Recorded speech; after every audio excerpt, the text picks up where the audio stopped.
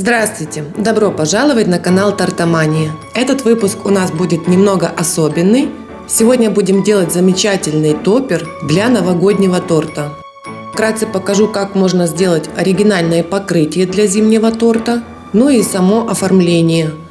Для изготовления часов нам понадобится заготовленный скан. Этот скан я выложила у себя в телеграм-канале. Переходите по ссылке и скачивайте для себя. Также нам понадобится вафельная бумага, толщина 0,4. У вафельной бумаги две разные стороны. Кладем вафельную бумагу пористой стороной кверху. Обрезаем скан по размеру и прикрепляем к столу скотчем. Скан четко просвечивается сквозь вафельную бумагу. И теперь по этому рисунку мы будем накладывать аппликацию. Для этого я буду использовать экструдер. У меня здесь 3 насадки. Сначала одеваем самую крупную насадку, номер 3. Берем белую сахарную мастику. Не могу сказать, что любая мастика подойдет для такой работы. Я использую свой собственный рецепт сахарная рисовая мастика. Вся нужная информация есть в описании под видео. Закладываем в экструдер.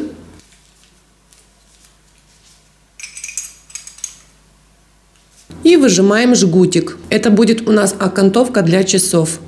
Теперь немножко разровняем, чтобы жгутик у нас был ровный. Промазываем по кругу кондитерским клеем. Как его приготовить дома, я также написала в описании под видео. И выкладываем сюда жгутик из мастики. Мастика достаточно гибкая, поэтому надо постараться, чтобы ровненько уложить круг. Вот приклеиваем, лишнее отрезаем, склеиваем стык. А теперь, чтобы ободок лучше держался, сверху можно приставить шпатель или легкий поднос и слегка прижать. Теперь меняем насадку на номер 2. Из этих жгутиков будем формировать завитушки вокруг часов.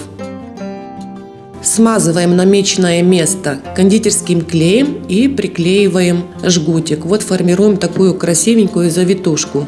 Важно посмотреть по рисунку и определиться, где у вас будет начало завитушки и где будет конец. Учитывайте тот момент, что завитушки между собой должны быть также приклеены на стыках.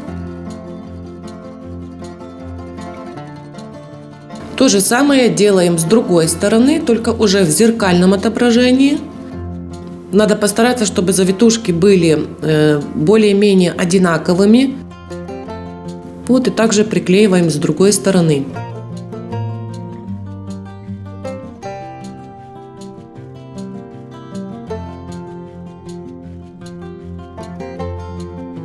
Вот сейчас покажу на этом примере. Посмотрите, я следующую завитушку выкладываю рядом с предыдущей, так, чтобы держались вместе и в одном месте были склеены. И тянем ее сюда в другой конец. Также закручиваем, и отсюда уже будет идти следующая завитушка. Обратите внимание, что завитушки должны быть одинакового размера. Таким образом выкладываем одинаковые завитушки по окружности часов. У нас их получается 8 штук, 4 с одной стороны и 4 с другой стороны. Орнамент по центру будет немножко отличаться, хотя мы здесь тоже сейчас сделаем завитушки 2. Не забываем о стыках. Конец завитушки располагается там, где конец предыдущей завитушки. А то же самое с другой стороны, только в зеркальном отображении. Вот завитушками у нас все. И теперь мы переходим к красивым ажурным листьям. Я буду использовать только части, вот мелкие листочки и завитушки, части от узора.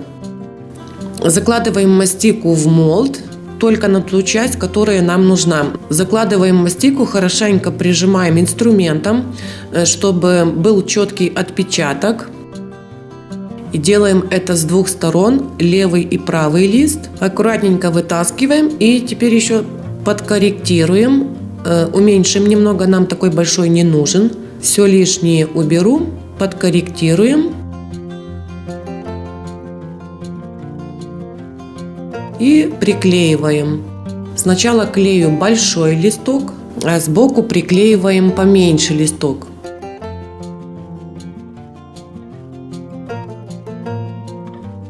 Сначала приклеиваем орнамент с одной стороны и, соответственно, с другой стороны. Идем дальше, смотрим по узору и таким способом приклеиваем листочки, ориентируясь на скан. В итоге у нас получится уже сформировавшийся красивый узор вокруг часов. Для центра часов также используем такие же листки. Берем и большие, и маленькие. Приклеиваем тем же способом. И по центру мы прикрепим вот такую завитушку. Вот, посмотрите, что у нас получилось. Нам еще остается сделать римские цифры и стрелки. Меняем насадку на экструдере. Берем самую тоненькую, единичку круг и также выдавливаем жгутик. Из этих отрезков мы будем клеить цифры. Здесь все достаточно просто. Римские цифры делаются легко. Просто отрезаем маленькие отрезки и сверху приклеиваем, имитируем рисунок, который на скане.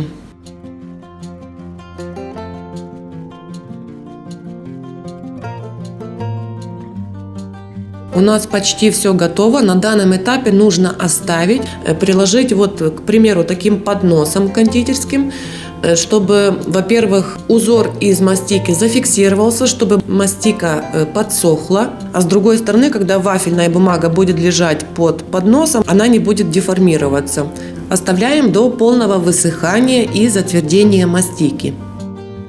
После прошедшего времени снимаем вафельную бумагу с часами со скана, и теперь вот эту красоту нужно вырезать. Вырезать будет удобно как маленькими ножницами, так и кондитерским ножом. Все, теперь наша задача вырезать вот эти красивые часы по узору, который мы сделали.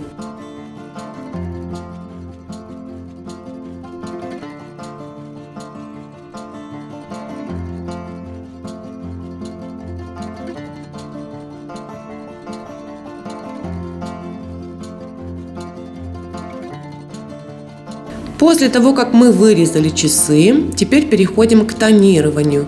Я использовала светло-голубой сухой краситель, смешиваю с белым. Вот делаю светлый голубой и голубым. Вот так тонируем. Не закрашиваем, а просто тонируем такой, даем голубой оттенок. После этого окрашиваем золотом. Циферблат. Я использовала античное золото, кондурин античное золото, разводила на водке. Для стрелок также используем экструдер, выдавливаем вот такую небольшую полоску и разрезаем ее пополам.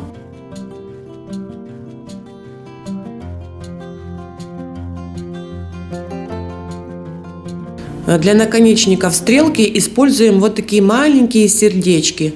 Слегка их удлиняем, кончик делаем более острым. Отлично подойдет для конца стрелки. И приклеиваем к циферблату. Стрелку, которая указывает часы, делаем немножко короче, чем стрелку, которая указывает минуты. Вот, в принципе, все легко. Приклеиваем, слегка заходя на цифру.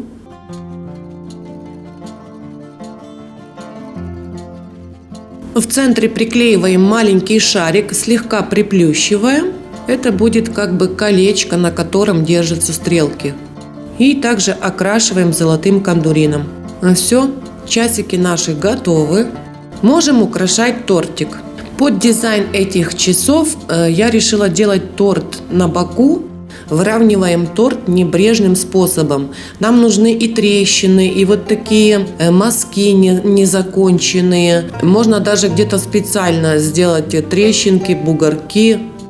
Теперь нам нужно нанести на это покрытие кракелюр. Для кракелюра можно использовать крахмал, диоксид титана. И смешать, я добавляла немножко воды и спирта. Делаем вот такую кашицу как бы. И обычной кисточкой проходимся по покрытию. Окрашиваем кракелюром. Но также не обязательно, чтобы все было ровно. Где-то больше краски, где-то меньше. Нам нужны вот такие неровности. Просушиваем феном холодным воздухом несколько минут. чтобы вот это покрытие из кракелюра быстрее высохло и заодно проявятся вот все дефекты, трещинки, бугорки и всякие неровности. После чего образуется вот такой красивый снежный фон. И в самом конце нам нужно прикрепить часы. Часы можно крепить на тот же крем, которым мы выравнивали торт. В данном случае я использовала ганаш. Вот в некоторых частях намазываем кремом и крепим к торту. Слегка прижимаем, чтобы хорошо все держалось. Если крема у вас уже не осталось, можно использовать белый шоколад растопленный или шоколадную глазурь. Ну вот, в принципе, и все. У нас получилась красивая зимняя тематика. По-моему, достаточно оригинально смотрится вот такой дизайн. Я думаю, что такой тортик станет прекрасным украшением к новогоднему столу.